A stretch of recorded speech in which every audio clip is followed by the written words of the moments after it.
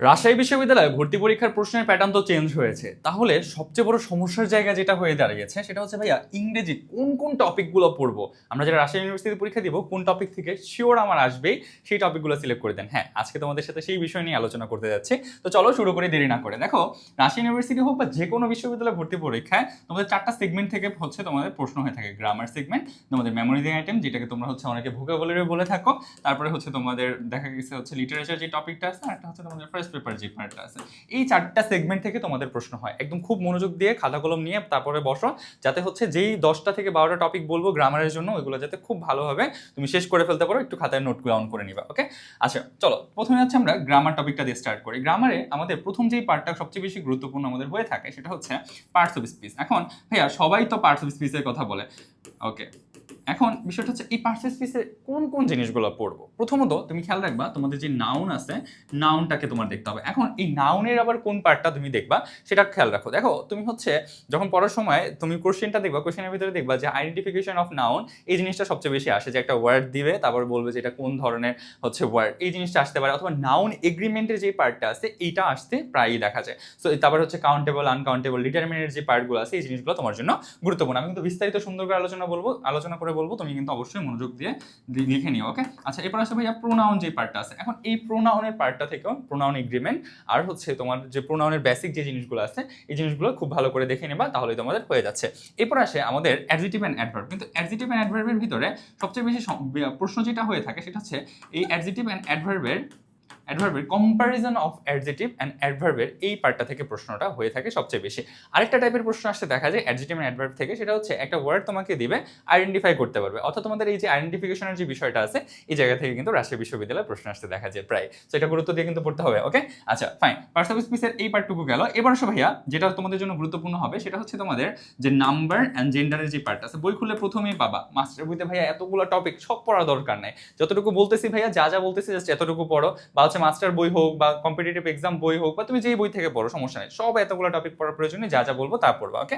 Number and জেন্ডারের যে পার্টটা আছে, এখান থেকে একটা প্রশ্ন পেতে পারো। সো এটা তুমি মোটামুটি ভাবে এই যে জিনিসটা আছে এটা স্টার মার্ক করে রাখতে পারো, এগুলো স্টার মার্ক করে রাখতে পারো, ওকে?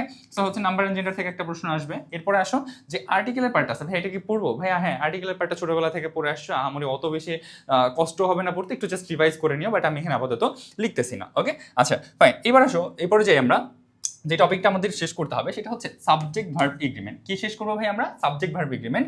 এইটা তোমাদের রাজশাহী ইউনিভার্সিটির জন্য খুব বেশি গুরুত্বপূর্ণ হবে। এটা খুব বেশি গুরুত্বপূর্ণ হবে। এর পাশাপাশি তোমাদের রাইট ফ্রম আ ভার্ব যেটা আছে, অর্থাৎ ভার্বের যে পার্টটা আছে, এই ভার্বের পার্টটাকে খুব ভালো করে পড়তে হবে। ভার্বের পার্টের ভিতরে কয়েকটা জিনিস আমি তোমাকে একদম উল্লেখ করে দিই। বিশেষ করে আইএনজি, অর্থাৎ হচ্ছে ভার্ব প্লাস আইএনজি কখন হয়, তারপর হচ্ছে ইনফিনিটিভ কখন হয়, তারপর হচ্ছে বিশেষ করে দেখা গেছে তোমাদের জিরান, তারপর হচ্ছে তোমাদের পার্টিসিপল, এই যে জিনিসগুলো আছে gerund, participle, verb plus ING, infinitive. ও আরেকটা জিনিস তোমাকে দিয়ে দিই, সেটা হচ্ছে মডাল অক্সিলারি। একটা কি বললাম? Modal auxiliary. এই যে কয়েকটা জিনিস আছে ভার্বের ভিতর থেকে, এই জিনিসগুলো যদি তুমি পড়তে পারো ভালো করে, দেখবা ভার্ব থেকে, অর্থাৎ রাইট ফ্রম আ ভার্ব থেকে তোমার অনেক কিছু কমন পড়ে গেছে, ওকে?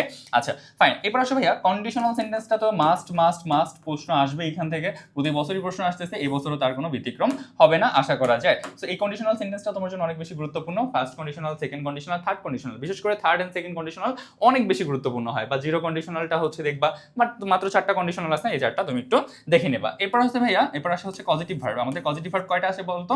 5টা মাত্র পজিটিভ ভার্ব আছে, তাই না? এই 5টা পজিটিভ ভার্ব পড়তে কতক্ষণ সময় লাগে? আধা ঘন্টা থেকে 1 ঘন্টা সময় সর্বোচ্চ লাগে, যদি প্র্যাকটিস সহ করো, তাই না?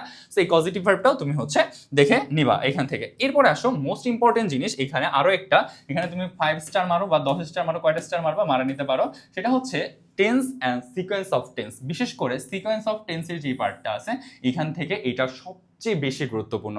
রাজশাহী বিশ্ববিদ্যালয়ে পরীক্ষা দিবা, সিকোয়েন্স অফ টেন্স পড়ে না গেলে তাহলে কিন্তু বড় সড়ো লেভেলে পাস খাওয়া হবে। যে কোনো ইউনিভার্সিটির জন্য কিন্তু এই সিকোয়েন্স অফ টেন্সটা গুরুত্বপূর্ণ। এখান থেকে দেখা যায় হচ্ছে আফটারের আগে কি হয়, কোন টেন্স হয়, আফটারের পরে কোন টেন্স হয়, অ্যাগো থাকলে কি হয়, বিফোর থাকলে কোনটা বসাবা, বা হচ্ছে হোয়াইলের ব্যবহার, অ্যাজ সুন এর ব্যবহার, তারপরে আমরা আরো অনেক কিছু দেখতে পাই, দেখা সিন্সের ব্যবহার, নানান রকমের জিনিস আছে, কোন টেন্স বসাবো, কোনটা থাকলে কি বসাইতে হয়, এই যে জিনিসগুলো যেমন রাইট ফর্ম অফ ভার্বের ভিতরে আছে, সিকোয়েন্স অফ টেন্সের ভিতরেও সুন্দর করে ভাইয়া কিন্তু সাজায় তোমাদেরকে পড়াই দেবো ইনশাআল্লাহ, কোনো সমস্যা নেই। ও যেহেতু এটা বললাম তাহলে আরেকটা জিনিস একটু বলে দিই, সেটা হচ্ছে আমাদের যে সেকেন্ড টাইম ব্যাচ অথবা হচ্ছে ঢাবের যে ব্যাচটা আছে, দুইটা ব্যাচে কিন্তু ভর্তি চলতেছে। বাংলাদেশের নাম্বার 1 প্ল্যাটফর্ম সেকেন্ড টাইমারদের জন্য, সেটা হচ্ছে এই যে টপার্স গেলিং। তো তুমি টপার্স গেলিং ভর্তি হওয়ার জন্য এই হোয়াটসঅ্যাপ নাম্বারে যোগাযোগ করে চাইলে ভর্তি হতে পারো। এখানে রাজশাহী বিশ্ববিদ্যালয়ে যারা ফার্স্ট সেকেন্ড থার্ড হয়েছে সেই ভাইয়া আপুদেরকে তোমরা পাবা, অর্থাৎ ফার্স্ট হওয়া যে ভাইয়া আছে বা আপু আছে তাদেরকে তোমরা এখানে পেয়ে যাচ্ছ, যারা তোমাদের মেন্টর হিসেবে। পাশাপাশি আমি তো তোমাদের জন্য থাকছি, কোনো টেনশন নেওয়ার কোনো কারণ নাই, বেস্ট একটা সার্ভিস তুমি পাবা, এটা তোমাকে আমি গ্যারান্টি দিয়ে বলতে পারি। আচ্ছা যাই হোক, এবার আসো যেটা বলতেছিলাম যে ভাইয়া changing sentence and tag question, এই পার্টটা থেকে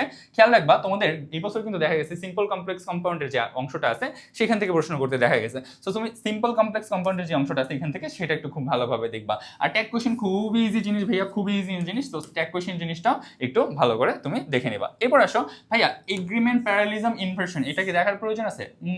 অত বেশি দরকার নেই তোমাকে, এটা আমি হচ্ছে লেস ইম্পর্টেন্টের কাতারে ফালাই রাখলাম। হ্যাঁ, এটা জাস্ট লেস ইম্পর্টেন্টের কাতারে তুমি ফালাই রাখতে পারো। ওকে আচ্ছা ফাইন। এরপর আসো যে জিনিসটা আমি তোমাকে বলবো সেটা হচ্ছে তোমাদের ভয়েস চেঞ্জ আর হচ্ছে ন্যারেশন। আচ্ছা ন্যারেশন আর হচ্ছে ভয়েস চেঞ্জ, ন্যারেশন আর ভয়েস চেঞ্জ এই জিনিসটাও তুমি কিন্তু দেখে তারপরে পরীক্ষার হলে যাবা। দেখো তোমার বইতে খুললে দেখবা এত এত টপিক, ভাই এতগুলো পড়ে মাথা নষ্ট করে কোনো লাভ নেই। যেখান থেকে আসবে আমরা শুধুমাত্র সেই জিনিসগুলোই খুব মনোযোগ দিয়ে পড়ার ট্রাই করবো। ওকে আচ্ছা, তোমাদের হচ্ছে ন্যারেশন অ্যান্ড হচ্ছে ভয়েস চেঞ্জ, ভয়েস চেঞ্জের যে পার্টটা আছে এই পার্টটা দেখবা, তাহলে মোটামুটি ভাবে হচ্ছে। ওকে আচ্ছা ফাইন, এই জিনিসগুলো গেল আমাদের। এরপরে আসো আমরা একটু সামনের দিকে আগাবো।